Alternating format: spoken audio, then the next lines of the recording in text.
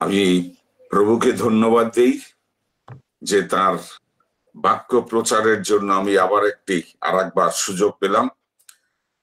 তার নামের গৌরব করি, প্রশংসা করি। আমি আশা করি আমি যা কিছুই বলবো আমি বাইবেলের ভিতর থেকে পবিত্র আত্মার শক্তিতে আমি সেই কথাগুলি বলবো। আজকের আমার বিষয় হবে স্বর্গরাজ্য বা ঈশ্বরের রাজ্যের নাগরিক হওয়া। রাজ্য কি? রাজ্য যেখানে রাজা বাস করেন, যথা নির্দিষ্ট একটি ভূখণ্ড, তার ওই সার্বভৌমত্ব ক্ষমতা আছে, যে স্থানে কিছু লোক দ্বারা বাস করেন, যাহার দ্বারা একটি শাসন ব্যবস্থা, যেখানে একটি শাসন ব্যবস্থা আছে, পরিচালনার জন্য একটি সরকার গঠন করা আছে। এইটাই হইল সেই রাজ্যের একটা ছোট্ট নমুনা, যেখানে রাজা বাস করেন। এবং সেই রাজ্যেরই আমরা কি করে নাগরিক হইতে পারি, এইটার উপরে আমি কিছু শাস্ত্র থেকে আমি যেভাবে সাজাইছি আমি সেইভাবে ব্যক্ত করব। যিশু বলেন, আমি দ্রাক্ষালতা, তোমরা শাখা। এই বিষয়টা আমি যোহন 15 অধ্যায় 1 থেকে আমি কয়েকটি পদ আমি পড়ব, যেখানে লেখা আছে, উপরে হেডিং আছে যিশু দ্রাক্ষালতা, শিষ্যেরা শাখা। আমি প্রকৃত দ্রাক্ষালতা এবং আমার পিতা কৃষক। আমাকে স্থিত যে কোনো শাখায় ফল না ধরে তা আমি কাটিয়া ফেলিয়া দে, এবং যেন কোন শাখায় ফল ধরে তা আমি পরিষ্কার করেন, যেন তাহাতে আরো অধিক ফল ধরে। আমি তোমাদেরকে যে বাক্য বলিয়াছি তৎপ্রযুক্ত তোমরা এখন পুরস্কৃত আছো, তাহাতে থাকো, আর আমি তোমাদিগতে থাকি। শাখা যেমন আপনা হইতে ফল ধরিতে পারে না, দ্রাক্ষালতায় না থাকিলে পারে না, তদ্রূপ আমাতে না থাকিলে তোমরাও পারো না। আমি এইখানে এইবারের বচন পাঠ শেষ করব। আমি পুরাটাই পড়ি। 5 পদে আছে, আমি দ্রাক্ষালতা, তোমরা শাখা। যে আমাতে থাকে এবং যাহাতে আমি থাকি, সেই ব্যক্তি প্রচুর ফলে ফলবান হয়, কেননা আমা ভিন্ন কোনো কিছুই ধরিতে পারে। 6 পদে আছে, কেহ যদি আমাতে না থাকে, তাহা হইলে শাখার ন্যায় তাহাকে বাহিরে ফেলিয়া দেওয়া যায়, ও সে শুকাইয়া যা, এবং লোকে সেগুলি কুড়াইয়া আগুনে ফেলিয়া দেয়, আর সে সকল পুড়িয়া যায়। 7 পদে আছে, তোমরা যদি আমাতে থাকো এবং আমার বাক্য যদি তোমাদিগতে থাকে, তবে তোমাদের যাহা ইচ্ছা হয় যাস্তা করিও, তোমাদিগকে তাহা করা যাইবে। এইখানে আমি দেখি, আমরা লক্ষ্য করি যে যিশু বলছেন, আমি দ্রাক্ষালতা, তোমরা শাখা। এখন সেই যিশুর এই বাক্য অনুসারে আমাদের যদি ওই শাখায় ফল ধরাইতে হয়, তার কিছু প্রক্রিয়া আছে। সেই প্রক্রিয়াটা হলো, আমরা প্রথম দেখি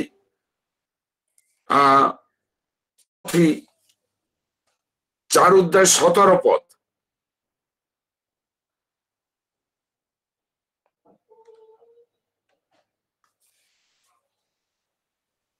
সেখানে আমরা পাই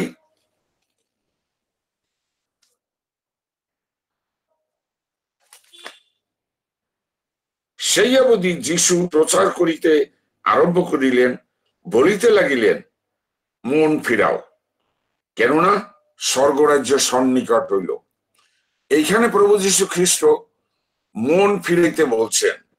মন কি করে আমরা ফিরাবো, এটারও আমরা যদি ওই এমপ্লিফাই বাইবেলে যাই, সেইখানে একটু বিস্তারিত লেখা আছে। সেটা হইল, আমরা যে পথে চলি আমাদের সেই পথ থেকে উল্টা দিকে ফিরে আসতে হবে, এবং আমাদের যে সমস্ত পুরানো পাপ আছে সেই পাপের জন্য অনুশোচনা করতে হবে, এবং আমাদের জীবন যাতে ঈশ্বরে থাকে সেইটা আমাদের জীবন দ্বারা প্রদর্শন করতে হবে যে আমরা ঈশ্বরের লোক।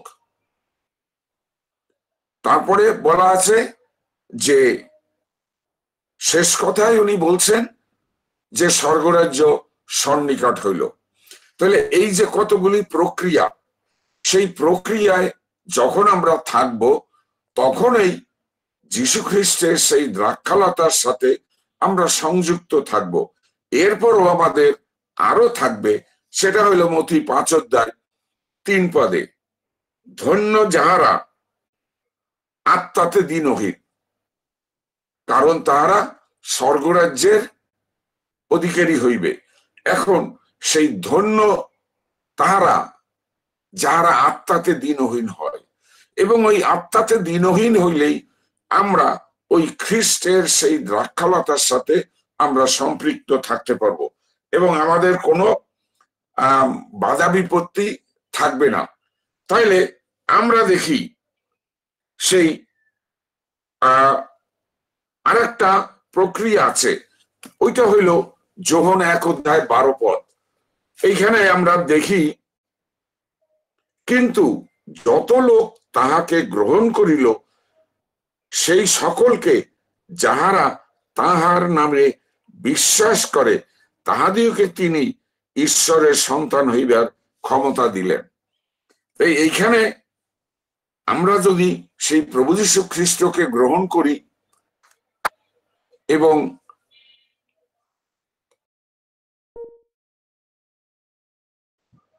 ঈশ্বরের বাক্য প্রচারে সবসময় বিঘ্ন জন্মে, শয়তান ঘিরে ধরে, কিন্তু যত লোক তাহাকে গ্রহণ করিল সেই সকলকে তাহার নামে বিশ্বাস করে তাহাদিওকে তিনি ঈশ্বরের সন্তান হইবার ক্ষমতা দিলেন। তাইলে আমাদেরকে ঈশ্বর প্রভু যীশু খ্রিস্টকে গ্রহণ করতে হবে, তাইলে আমরা ঈশ্বরের সন্তান হব।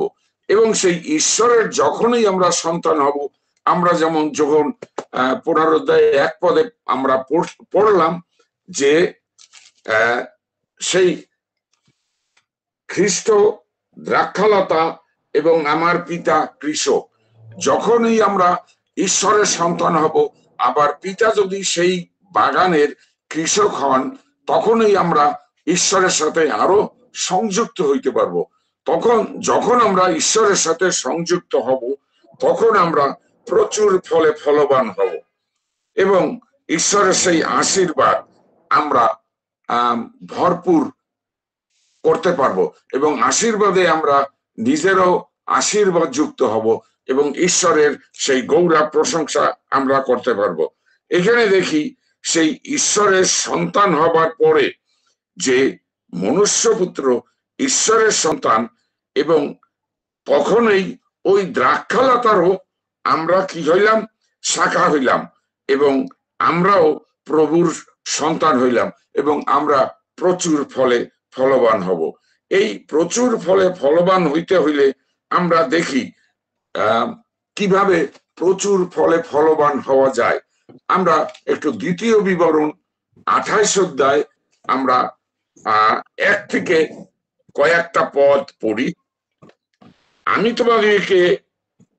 তোমাকে অদ্য যে সকল আজ্ঞা আদেশ করিতেছি যত সেই সকল পালন করিবার জন্য যদি তুমি আপন ঈশ্বর সদাপ্রভুর রবে মনোযোগ সহকারে কর্ণপাত করো, তবে তোমাদের উপর সদাপ্রভুর পৃথিবীস্থ সমস্ত জাতির উপরে তোমাকে উন্নত করিবেন। এখানে দেখা গেছে যদি আমরা সেই ঈশ্বরের রবে কর্ণপাত করি, ঈশ্বরের বিধি সকল পালন করি, ঈশ্বরের সাথে যদি আমরা সংযুক্ত থাকি, তখন আমরা পৃথিবীর সমস্ত জাতির উপরে আমাদেরকে উনি উন্নত করবেন। এই যে একটা সবচেয়ে বড় শক্তি আমরা এখানে পাবো। যখনই আমরা জাতির উপরে আমরা সেই উন্নতি লাভ করব, তখনই খ্রিস্টের সাথে সেই শাখার সাথে আমরা সংযুক্ত হইলাম এবং সেই সংযুক্ত রস আমাদের ভিতরে ঢুকতে থাকবে, সঞ্চিত হইতে থাকবে, এবং সেই রস যখন সঞ্চিত হবে তখন আমরা সেই আশীর্বাদে আমরা আশীর্বাদ যুক্ত হব। 2 পদ থেকে দেখি, আর তোমরা ঈশ্বর সদাপ্রভুরবে কর্ণপাত করিলে এই সকল আশীর্বাদ তোমাদের উপরে বর্তিবে, তোমাকে আশ্রয় করিবে, তুমি নগরে আশীর্বাদ যুক্ত হইবে ও ক্ষেত্রে আশীর্বাদ যুক্ত হইবে। এখানে কি বলছেন? নগরে আশীর্বাদ যুক্ত মানে কি? সেই নগরের ভিতরে যেখানে আমরা বসবাস করব, সেইখানে লোকেরা আমাদেরকে দেখলে আমাদের ওই নগরের লোকদের থেকে আমাদেরকে ভিন্ন দেখা যাবে, যেহেতু আমরা ঈশ্বরের আশীর্বাদ যুক্ত। এবং যখনই আমরা ঈশ্বরের আশীর্বাদ যুক্ত হব, তখনই আমরা সেই আলাদা ওই নগরের লোকদের থেকে আমরা আলাদা হব। নগরের লোক তখন বলবে, আইসো আমরা ওই গৃহে যাই এবং ঈশ্বরের বাক্য সেখানে আমরা শ্রবণ করি এবং তার থেকে আমরা সেই আশীর্বাদ লাভ করি। তাইলে নগরেও আমরা আশীর্বাদ যুক্ত হব এবং ক্ষেত্রেও আশীর্বাদ যুক্ত হব।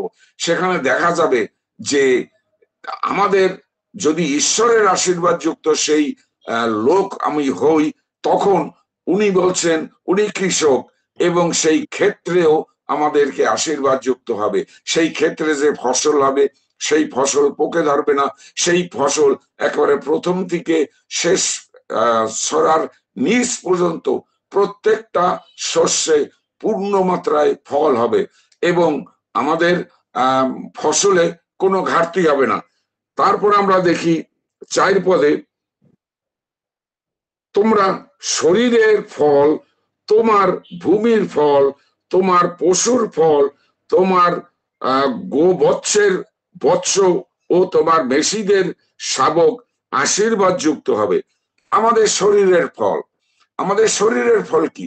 আমাদের সন্তানেরা, যখন আমাদের সন্তানেরা ওই পাড়া প্রতিবেশী দিয়ে ঘোরাফেরা করবে, তখন তারা ওই নেশাযুক্ত হবে না, তারা অন্যের সাহায্য করতে তারা আগ্রহী হবে। যদি কেউ বিপদে পড়ে সেখানে তারা ছুটে যাবে, তারা কেউ কিছু না বললেও তাকে সাহায্য করতে শুরু করবে। এই যে আমাদের শরীরের ফল। তারপরে আমাদের শরীরের কোনো অসুখ থাকবে না, আমাদের কোনো ব্যাধি থাকবে না, শরীরে আমরা দেখতে মনে হয় যেন সদ্য পুরুষ।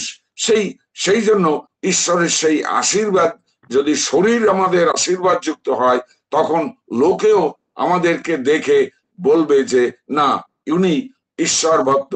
এই বিষয়ে পৌলও সাক্ষ্য দিয়েছেন যে আমরা যেখানে যাব সেইখানে যেন আমরা ঈশ্বরের পত্র স্বরূপ হই। তাইলে আমরা যদি ঈশ্বরের আশীর্বাদ, আমাদের শরীরে যদি ঈশ্বরের আশীর্বাদ থাকবে, তবে আমরা সব দিকে সমস্ত লোকে আমাদেরকে দেখলে দেখাবে জগতের লোকের থেকে আমরা একটু পৃথক। এবং এখানে বলছে তোমার হচ্ছে সেখানে আমাদের যদি ছাগল থাকে, গরু থাকে, আমাদের যদি ভেড়া থাকে, এইদের সব সময় তারা বাচ্চা দেবে এবং গরুর পর্যাপ্ত পরিমাণে দুধ দেবে, সেই সব দিকে আমরা লাভবান হব। এই গরুর বাচ্চা মারা যাবে না, ছাগের বাচ্চা মারা যাবে না, মেষের বাচ্চা মারা যাবে না, সবটাই আশীর্বাদ যুক্ত হবে। তখন আমরা 5 পদে দেখি, তোমার চুপড়ি ও তোমার ময়দার কাঠুয়া আশীর্বাদ যুক্ত হইবে। হ্যাঁ, তখনই দেখা যাবে আমাদের সেই যেখানে আমরা খাবার রাখি, সেই গোলাঘর, আমরা যেখানে চাউল রাখি, আমরা যেখানে গম রাখি, আমরা যেখানে আমাদের খাদ্য রাখি, সেই পাত্রগুলি পরিপূর্ণ হবে। আমরা দেখি সেই এলিয়র কথা, সেই এলিয় সেই সারাপথে ওই বিধবা মহিলা বুড়ি তার কাছে গেলেন এবং তার কাছে যাইয়া একটু খাবার চাইলেন, মা আমাকে একটু খাবার দাও। বুড়িমা তার ওই দিনের এই বিকালের তাদের একটু খাবার জন্য একটু আটা ছিল, তখন ওই বুড়িমা তার উপরে রাগ হয়ে গেছে। হ্যাঁ, আমাদের আজকের রাত্রের খাবারটুক আমাদের আছে, তারপরে এই খাবার খাইয়া আমরা মৃত্যুবরণ করব। এলিয়ে বললেন আমার ওইখান থেকে একটু দাও। বুড়িমা তার উপরে আরো রাগান্বিত হইলেন, শেষে রাগ করে ওইখান থেকে সেই ময়দা এনে উনি ওনার জন্য রুটি বানাই দিলেন, ওনারাও খেলেন, তারপরে এলিয়কে খাওয়াইলেন। পরদিন যখন আবার সেই পাত্রের কাছে গেছে, যখন সেই পাত্র হাত দিছে, সেই হাড়ি ভর্তি ময়দা, তেলের পাত্র ভর্তি, তখন এই যে আশীর্বাদ যুক্ত কাঠুয়ায় আশীর্বাদ, ঈশ্বরের আশীর্বাদ হইলে সেই সমস্ত পাত্র কোনো সময় খালি হয় না, সব সময় পরিপূর্ণ থাকে। আমরা 6 পদে দেখি, ভিতরে আসিবার সময়ে তুমি আশীর্বাদ যুক্ত হবে এবং বাইরে যাইবার সময় তুমি আশীর্বাদ যুক্ত হবে। একটা কঠিন কথা। আমরা যদি কোনো বাসে গমনাগমন করি, আমরা যদি যাই, সেখানে 30-40 জন প্যাসেঞ্জার থাকে এবং ওই ঈশ্বর ভক্ত ঈশ্বরের আশীর্বাদের লোক যদি ওই বাসে থাকে, তখন বাস হয়তো এদিক ওদিক ঘুরবে, দুর্ঘটনার সম্মুখীন হইতে যাবে, কিন্তু দুর্ঘটনা ঘটবে না, কারণ ওই একজন ঈশ্বর ভক্ত লোক আছেন, যার জন্য সম্পূর্ণ বাসের লোক উপকৃত হবে। আমরা যদি লঞ্চে যাই, সেই লঞ্চে হয়তো 200-250 লোক থাকে, একজন যদি ঈশ্বরের আশীর্বাদ যুক্ত থাকে, যদি অনেক নদীর ভিতরে ঢেউ হয়, স্রোত হয়, অনেক বিপদ থাকে, সেই ভিতর দিয়া লঞ্চ চলবে, বিপদের সম্মুখীন হবে, কিন্তু ওই লঞ্চ ডুবি হবে না, কারণ ওইখানে একজন ঈশ্বরের আশীর্বাদ যুক্ত আছে। ওই একজনের জন্য পুরা লঞ্চের পুরা যাত্রীরা তারা রক্ষা পাবে। তাহলে ঈশ্বরের আশীর্বাদ যুক্ত যদি আমরা ঘরের থেকে বেরোই, আমরা যদি ঘরে ঢুকি, আমাদের কোনো বিপদ হওয়ার কথা না, আমাদের ঈশ্বর আমাদেরকে সহায় রাখবেন। তারপরে আমরা একটু আবার ওই পদে ফিরে যাই, যখন 15 অধ্যায় আমরা একটু 6 পদে দেখি, সেখানে কি বলছেন।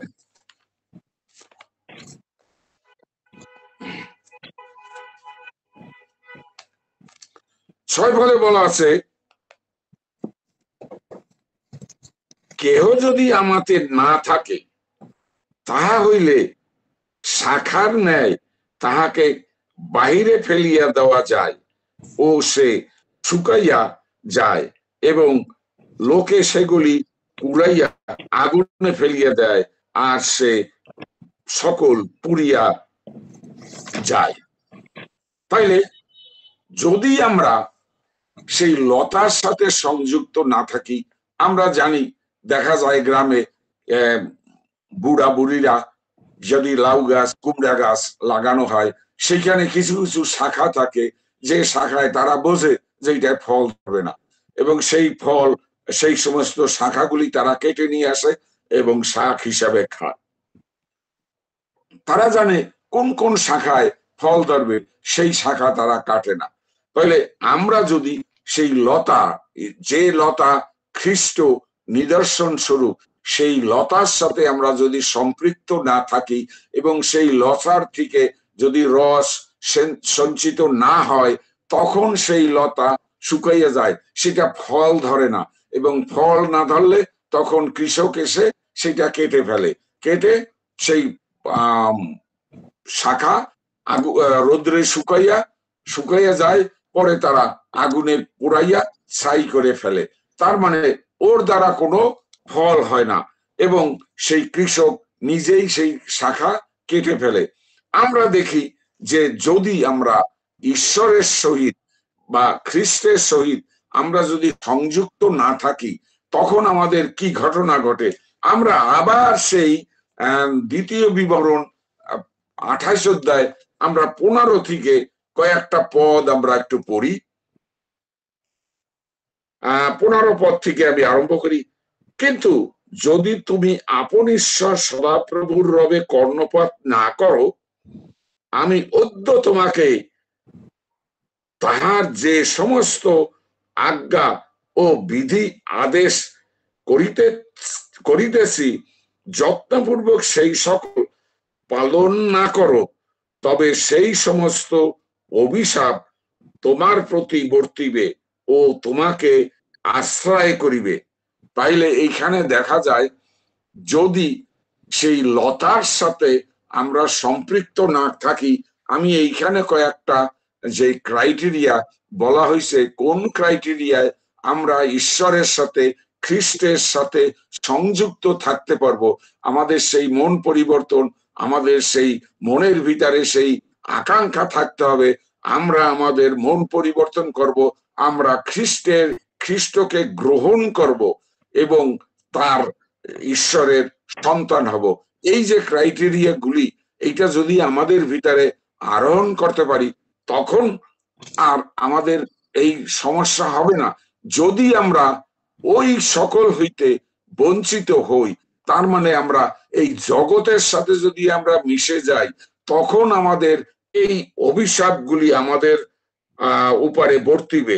তখন আমরা বুঝবো যে ঈশ্বরের রবে আমরা কর্ণপাত করলাম না, ঈশ্বরের বিধি সকল আমরা পালন করলাম না, ঈশ্বরের বাক্যে আমরা অবলম্বন করলাম না।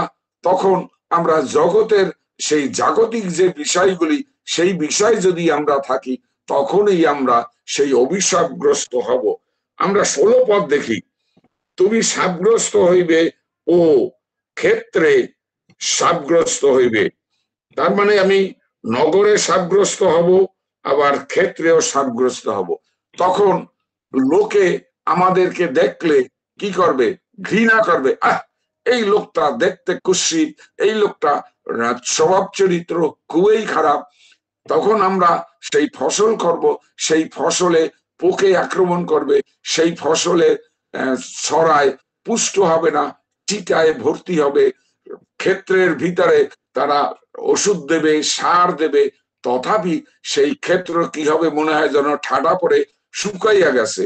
এই যে কতগুলি দৃশ্য যেগুলি দেখা যাবে, যেটা আমরা যদি সেই খ্রিস্টের সাথে সম্পৃক্ত না থাকি, তার রস যদি সঞ্চিত না হয়, তখন আমাদের নগরে অভিশপ্ত হব, ক্ষেত্রে আমরা অভিশপ্ত হব। 16-17 পদে আমরা দেখি, তোমার চুপড়ি ও তোমার ময়দার কাঠুয়া সাপগ্রস্ত হইবে। সেই যে ফসল, বাগানের ফসল এবং যে পাত্রে আমরা খাদ্য রাখি, সেইটাই আমরা অভিশপ্ত হব এবং সেইখানে কোনো খাদ্য থাকবে না। সেইখানে খাবার রাখবো, শেষ হইয়া যাবে। সেটা কিভাবে শেষ হবে আমরা তা জানি না। সংসারে ফসল জমিতে আমরা গোলাঘর করব, সেই গোলা ভর্তি হবে না, বছরের খোরাক সেখানে আসবে না, আমরা যে টাকা খরচ করব সেই টাকা সেইখান থেকে আমরা উপার্জন করতে পারবো না। তখন আমরা ঋণগ্রস্ত, এইরকম আমরা অভাবে পড়ব। সেই অভিশাপে যদি যখন থাকি, তখন আমাদের সেই হবে। তারপরে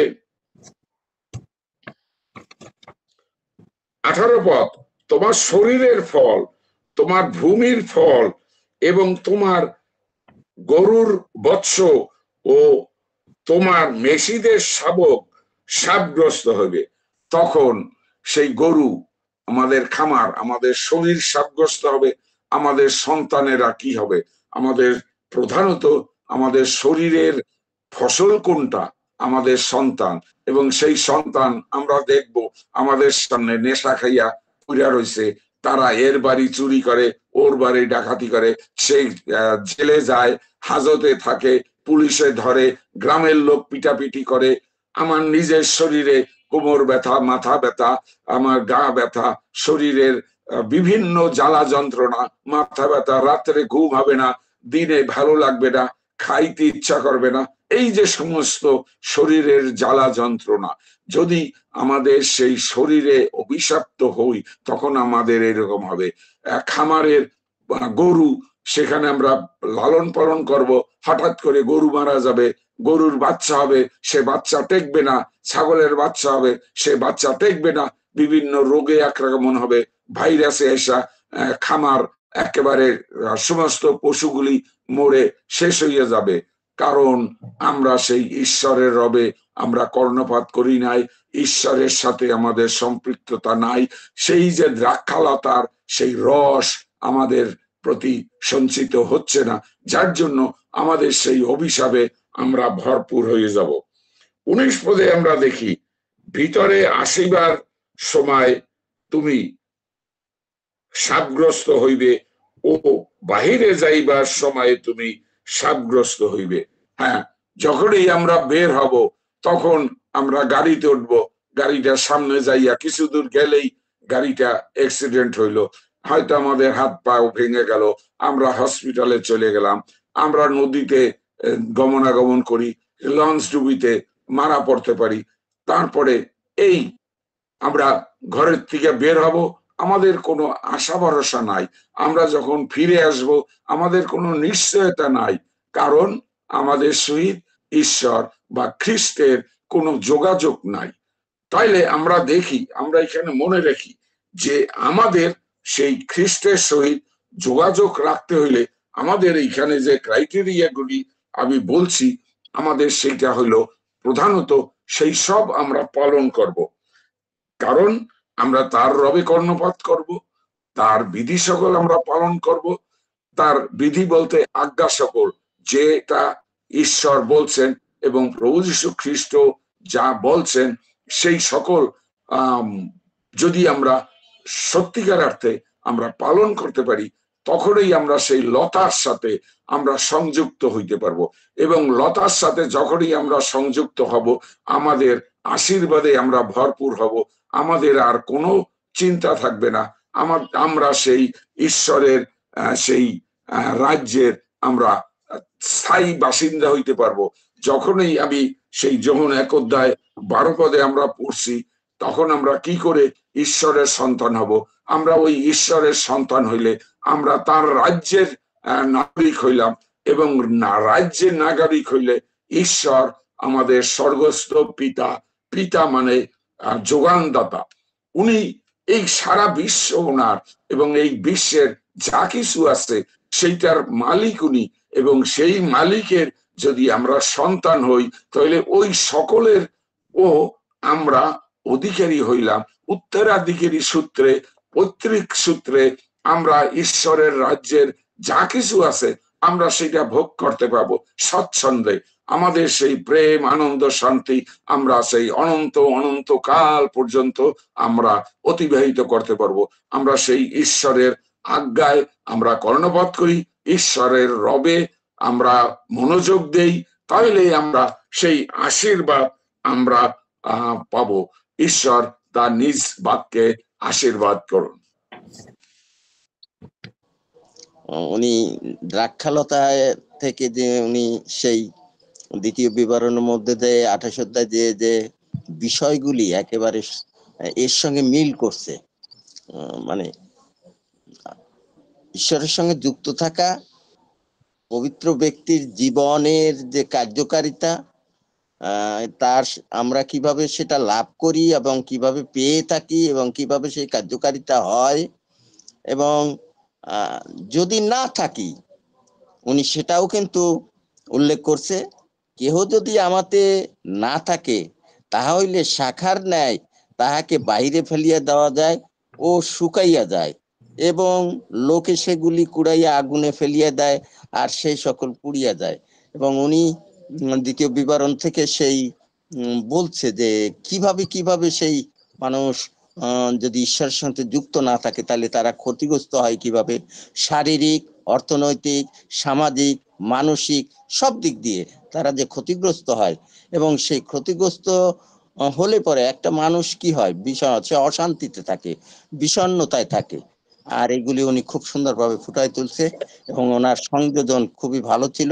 আমি ধন্যবাদ দিই ঈশ্বরকে, ধন্যবাদ দিই ঈশ্বর সত্যি ওনাকে পবিত্র আত্মায় সাহায্য করছেন এবং উনি সেইভাবেই এটাকে যোগ করছেন এবং আমাদেরকে বুঝাতে সক্ষম হয়েছেন। আমরা তৃপ্ত, ধন্যবাদ। আমি তৃপ্ত।